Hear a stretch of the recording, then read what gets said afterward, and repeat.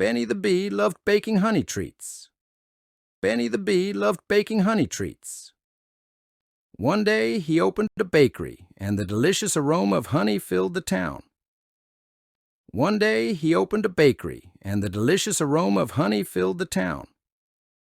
The townsfolk couldn't resist Benny's honey cakes and honey tarts. The townsfolk couldn't resist Benny's honey cakes and honey tarts. Benny's Busy Bee Bakery became the sweetest spot in town, and people lined up for a taste of his scrumptious creations. Benny's Busy Bee Bakery became the sweetest spot in town, and people lined up for a taste of his scrumptious creations. Benny's Bakery turned into a buzzing meeting place, with friends sharing honey treats and laughter. Benny's Bakery turned into a buzzing meeting place, with friends sharing honey treats and laughter. The town adopted a Honey Day to celebrate Benny's sweet success. The town adopted a Honey Day to celebrate Benny's sweet success, making it a monthly tradition to indulge in the town's favorite honey delights.